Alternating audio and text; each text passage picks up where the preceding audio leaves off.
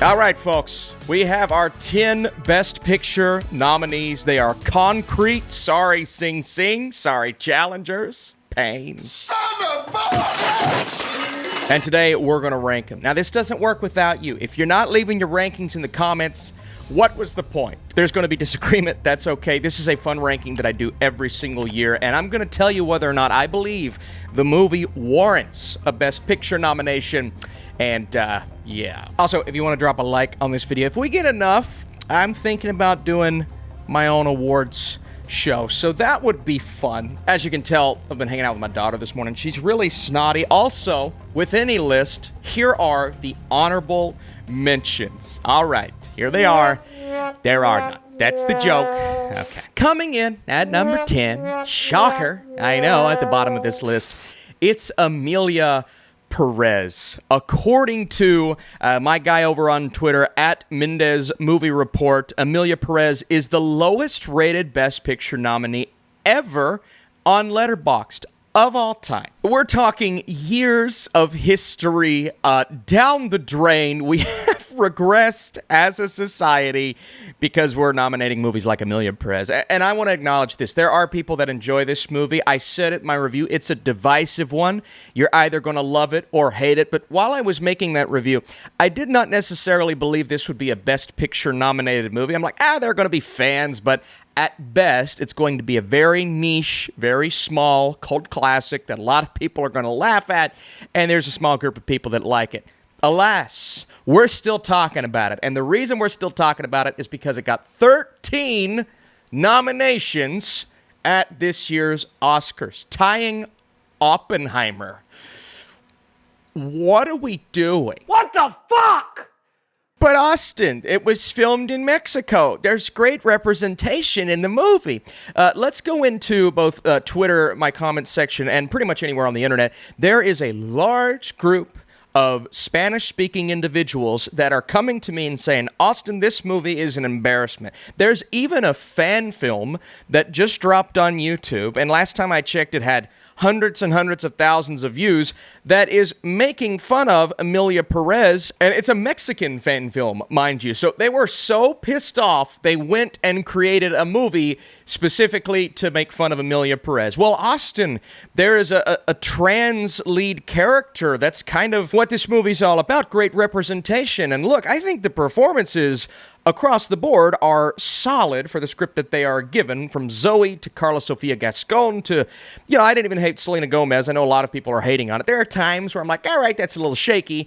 It's fine, right? But there are numerous trans individuals in my comment section over on X, and I've seen countless examples. I'll put some on the screen that are saying, hey, this movie's ridiculous. This is not the one that we want to represent our community. And that leaves who? Who is this movie for? The industry, I guess. And, I'm trying to figure out why the industry is pushing this so hard when the groups that this film is representing are pissed off at it. Yet a bunch of old Hollywood voters are like, that's great. That's exactly what we want to represent all of the movies that came out last year. I'm baffled by Emilia Perez. And again, I wouldn't be talking about it because it's not one of the 10 worst movies of last year. It's just not. If it wasn't nominated in so many damn categories. I don't get it. It makes no sense to me. Watch this movie and tell me it deserves an editing nomination. If you tell me it deserves an editing nomination, I'm going to laugh in your face. It's actually hilarious. It's a telenovela. It's a TV soap opera. That's how the film is edited together. I thought Zoe Saldana, she's good. I don't think she deserves to win, but she's good in the film. I'll give it that.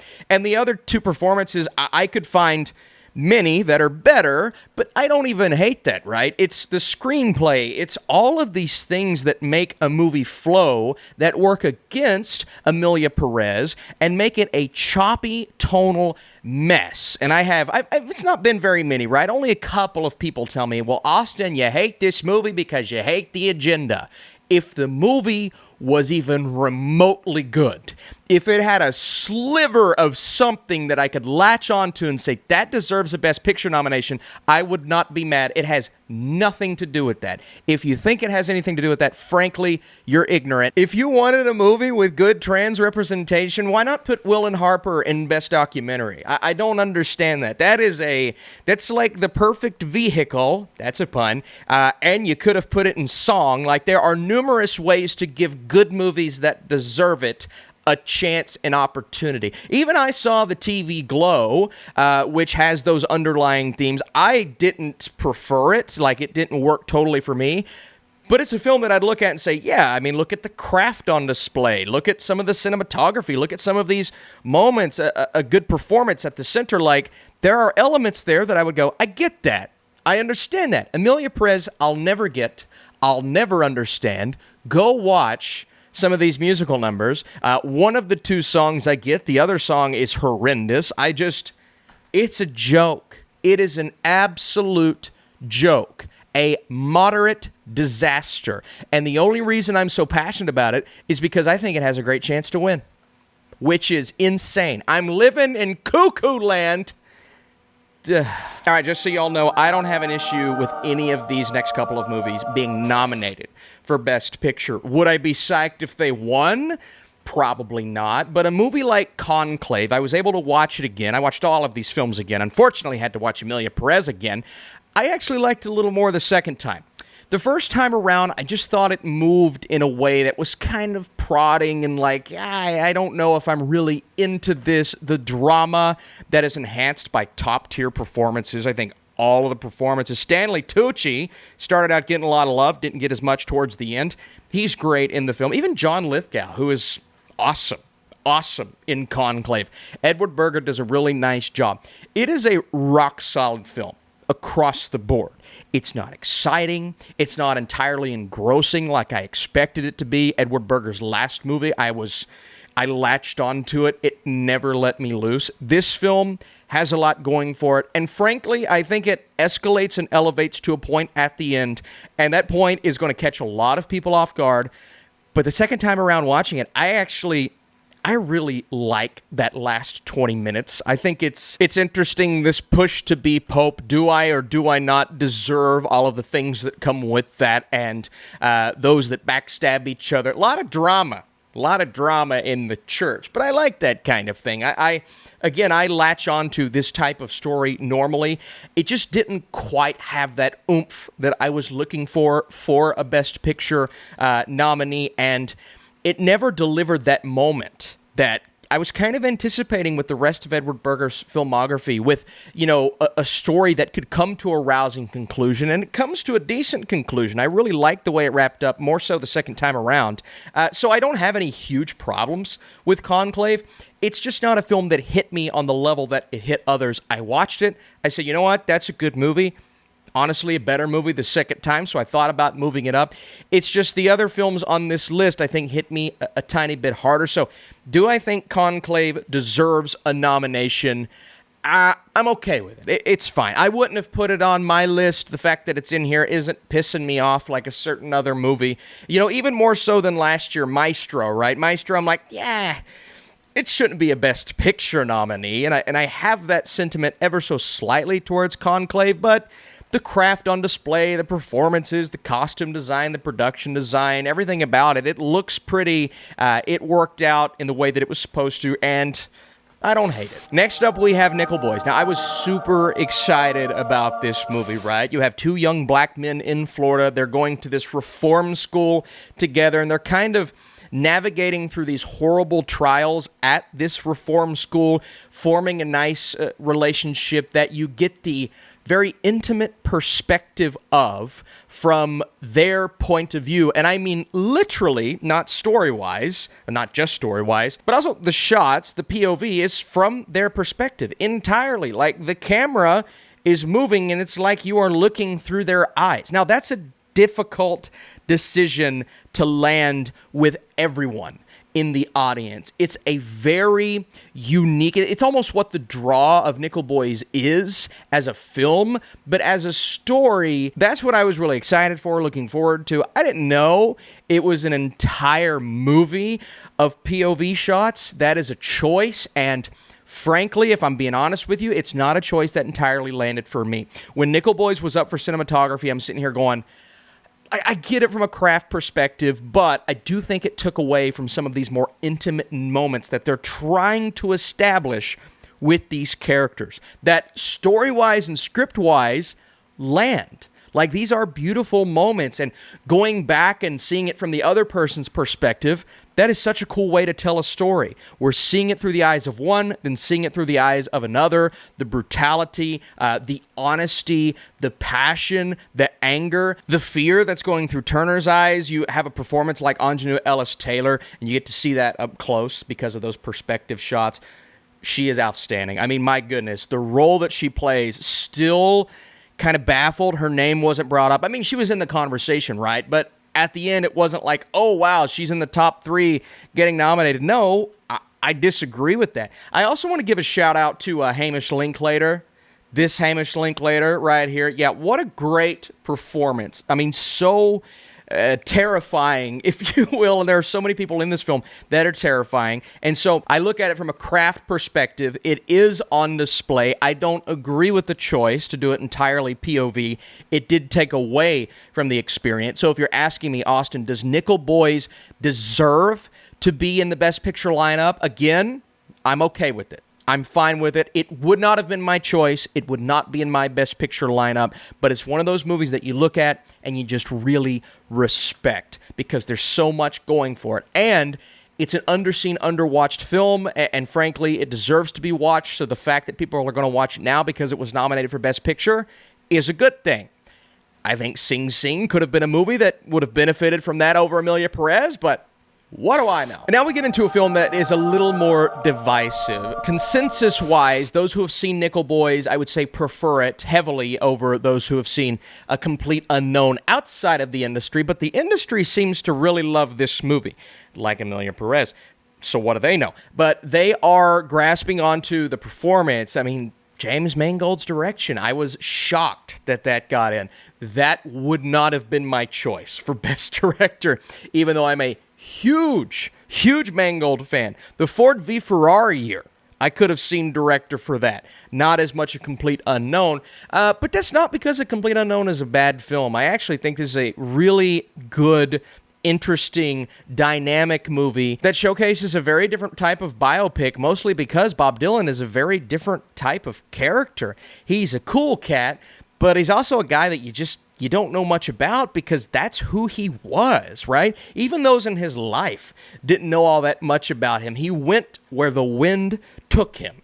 That's who Bob Dylan is. And as abnormal as that seems while you're watching, I do think this gave a great insight as to how he acted, how he treated those around him. It wasn't always good. It wasn't always something you would prefer as an audience for this to be a movie about, but at least it did a good job of telling this story. And when they're up there playing music together, whether it's Edward Norton's Pete Seeger or Monica Barbaro's Joan, they're really good, and the craft on display with A Complete Unknown is fantastic, man. These concert scenes, if you will, are so good.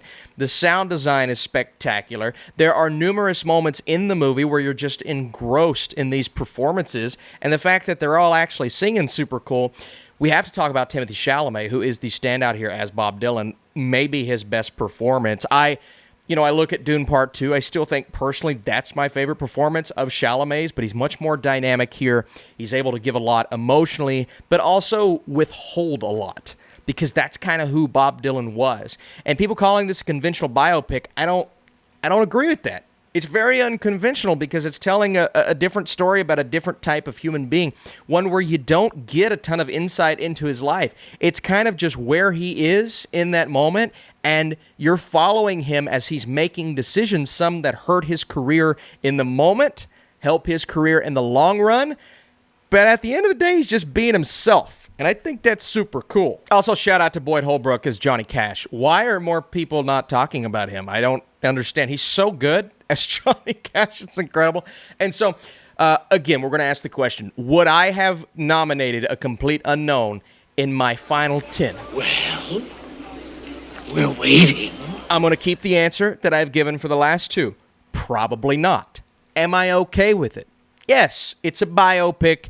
It's this type of biopic that's a little different, but it's Mangold, who's done it before, and you've got a performance at the center who may just end up winning. It's very close between him and Adrian Brody, and Mangold got in the top 5 for direction. So, again, I'm cool with it. Okay, if you would have told me at the beginning of last year, Austin, you're going to have a great time with Wicked, and it's going to be nominated for Best Picture, and you're not going to be pissed off about it. I would have sat back and said, what are you smoking something? Because if you are, I want some. Alas, I enjoyed Wicked so much more than I ever imagined. Didn't know anything about it. I said this in my review. I didn't even know Popular was a Wicked song. I had no clue. And so when they're singing Popular, I'm like, I've heard that before. Is that from Wicked? So, knew nothing. The only thing I knew were who the original 2 cast members were, Idina Menzel. And so when they pop up in the film, I'm like, oh, that's cool. All right, see, I know that. Wicked lore. Look at me. Yeah, people are getting on to John M. Chu for some choices, some decision-making within his direction. The fact that this is not a super...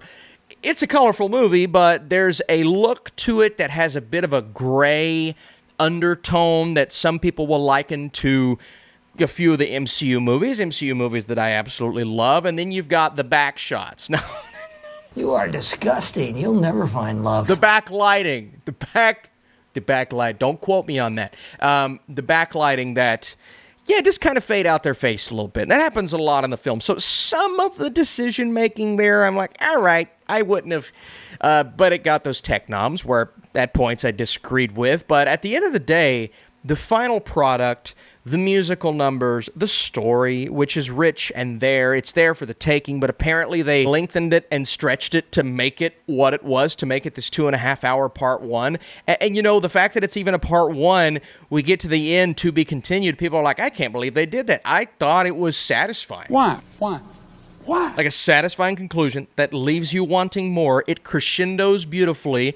I enjoyed the story. I like Jeff Goldblum. He's really good in the film. Michelle Yeoh is fantastic. There is a lot to like about Wicked.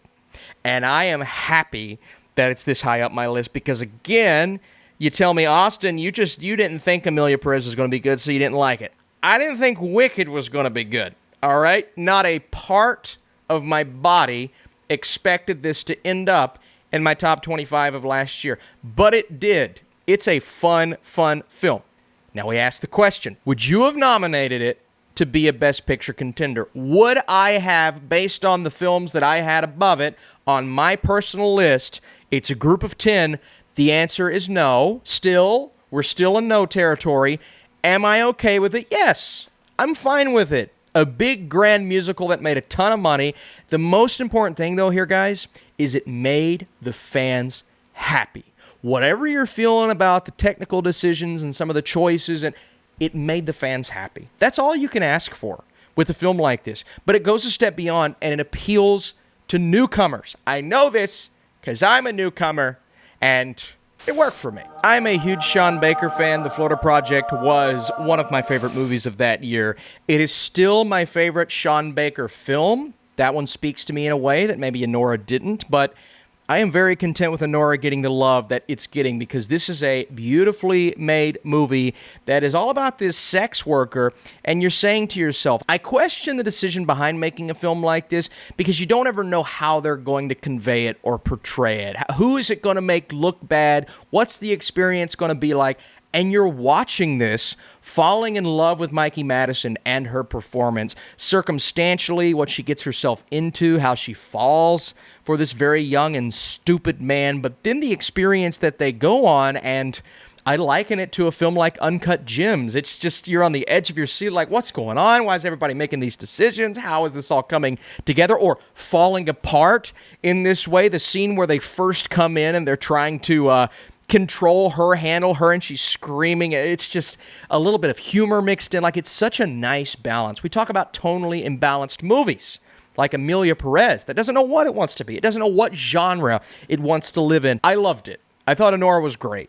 It really did take you on this journey, on this ride that has about everything you want in a movie like this. And that second half, when it turns into this more rampant pacing, uncomfortable series of events where you're just like, oh my God, man, the consistent series of decisions that they're making. I don't know what they're getting themselves into, but I'm enjoying it. And I loved Mikey Madison in this film. I love Yura Borsov. He's fantastic. Everybody's really good. I thought the other cast members should have gotten a little more love from an awards standpoint. But all in all, Anora works. I'm very content with it getting a Best Picture nomination. Am I going to be okay if it wins? Yeah, I'll be okay if it wins.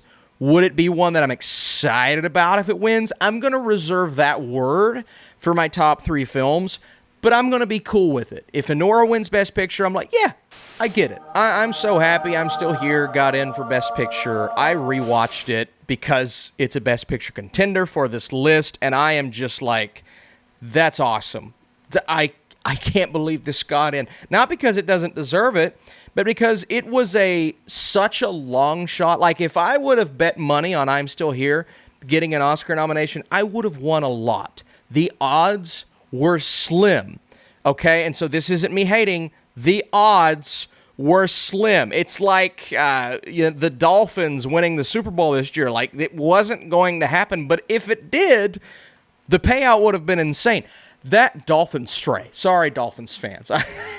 This movie is so beautiful, and that's such an overused word in movie reviews and movie-related videos, but it is, man. It's a beautiful film, but it's a tragic type of beautiful, right? It's gut-wrenching, followed by heartwarming, followed by more sadness and tragedy. It's actually a tragedy at its core, but I say it's beautiful because it's putting something on display that, first of all, I didn't know all that much about, just enough. But then something that is so powerful at the center of it, the idea of this family sticking together through thick and thin, through tragedy and sadness, through heartbreak and this gut-wrenching experience that they're all going through together, this mother and her children, because their father is all of a sudden taken and does not return. Now, the question is, why? What's the reasoning behind it? Do we ever get that answer? Is Fernanda Torres, her character, safe from all of this happening to her? Is there a way that she can protect her children going through this at the same time as the father is taken? And we never get to see the other side of it. That's what I'm Still Here does so well, as it builds up this beautiful relationship between this family. He's taken, and I won't say what happens, but to understand what he's going through, you would think you'd have to show that perspective just a little bit, but I think because in real life, it's not really known what he went through. You look at how this movie is told from her perspective, Fernanda Torres, who again I think deserves that nomination for Best Actress, and it's gut-wrenching, man. It is so gut-wrenching to watch. And the entire time while you're watching, you're just like, why?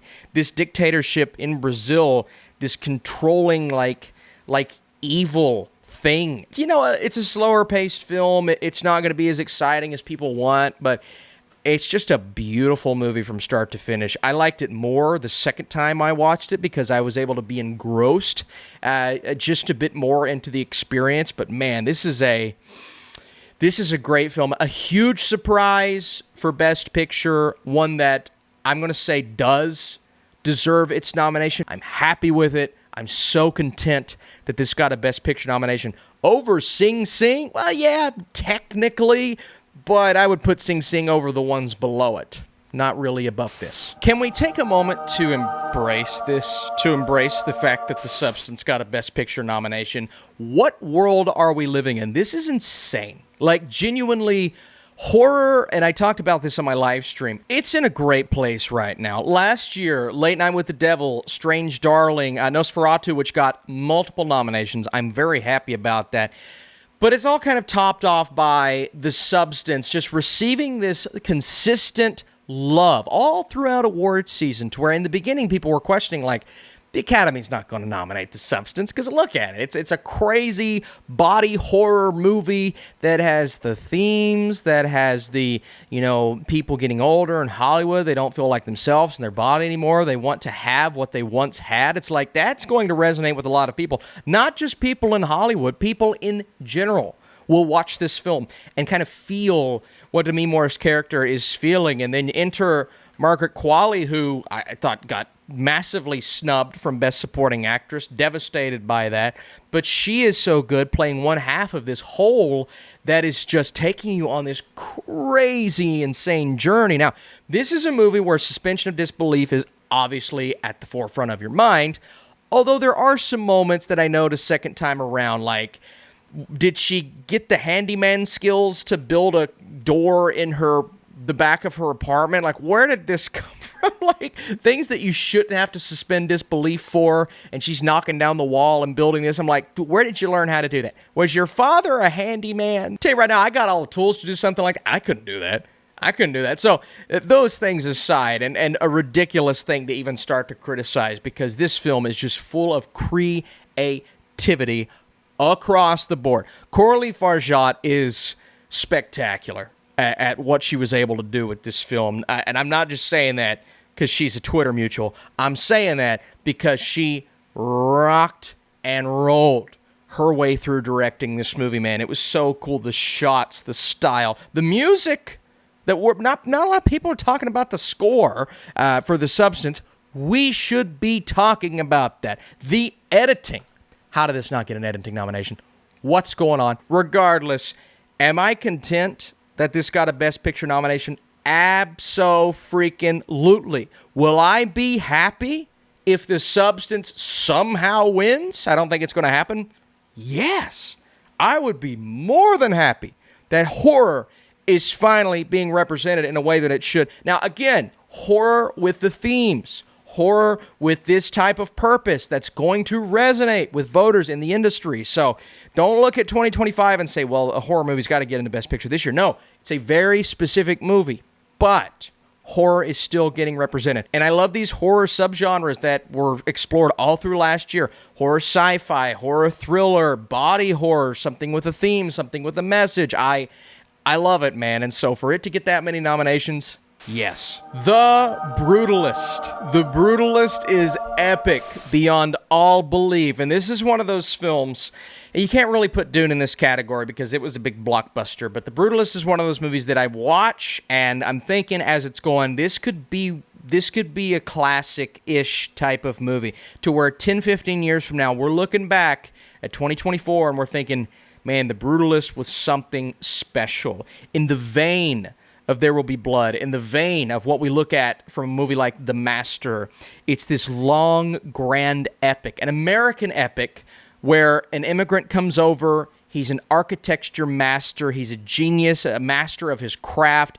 Guy Pearce's character says, hey, after what happens in the beginning, inevitably says, hey, I want you to come work on this for me because I know that you know your stuff. I know that our conversations are interesting, so you're going to nail this. And thus comes the tension and all of the things that can spawn from someone who is so intimately connected with what he does and what he is so masterfully good at. That spawns a lot of drama. Okay, and then his wife coming over, and then, looking at his position, his situation, how he comes with nothing, essentially doesn't come from nothing, but comes with nothing and builds his way to the top.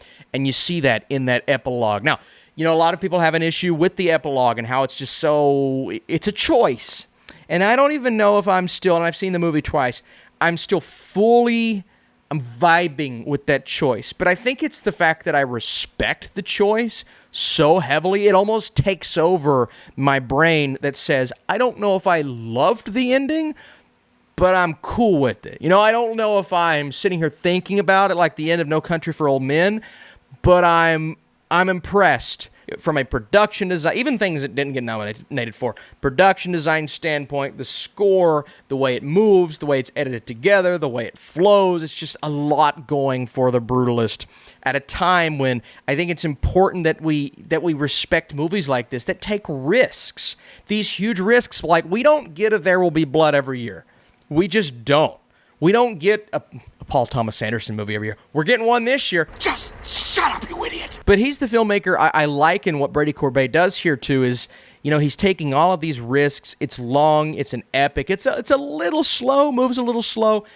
But obviously, if you're asking me, Austin, should it? Yes. Could it? Yes. Will it? I don't know. But I'd be happy if it did. I would be really happy if The Brutalist won. And finally, a big, long, that's what she said, video building up to something that you expect from the start. You know where this is going.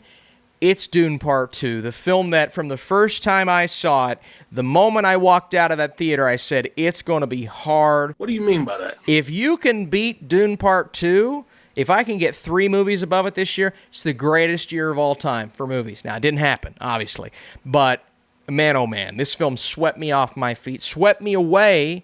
Still the highest rated movie on Letterboxd of last year, and I'm Still Here, which is cool. But this is a film that just has everything going for it. A continuation of a Part 1 that elevates on everything that worked from Dune Part 1, makes it better, is a far better film, yet got less nominations at the Oscars. How does that work? And I'm just baffled. I'm looking at these nominees in other categories. I'm just like, how did that get in over Dune? Like, why is Dune not nominated for editing? I think it's gross. I think it's gross that they would nominate Emilia Perez for editing when it looks like a TV soap opera, a telenovela like that, just so awkwardly put together.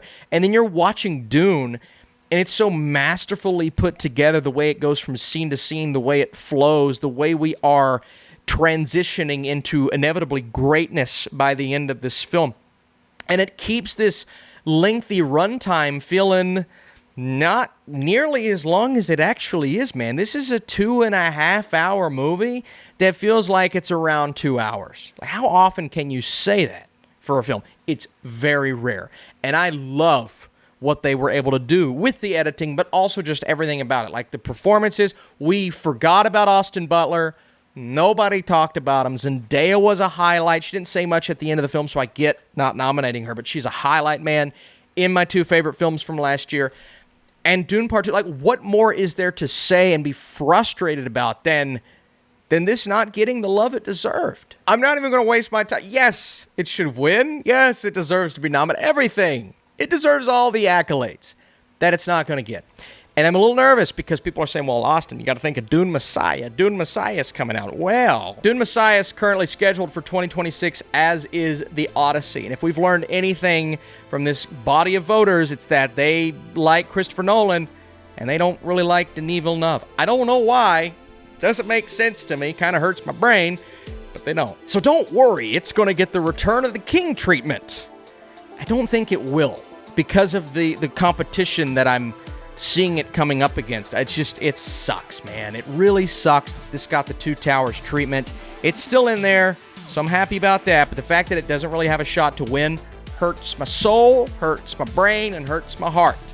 But that's where I'm sitting at. Look, not everyone's going to have this order. I highly doubt anyone has this order. So I would love to know, how are you feeling about this year's Best Picture nominees? Are you happy with the list? What films would you have put in instead of Emilia Perez, but instead of some of the ones lower down on your list? And most importantly, if you drop a like on this video, we may be doing my own little awards ceremony. So if this video gets enough likes, we'll do that. Hey, I appreciate you for watching big time. Drop your comments down below, and I will see you in the next video.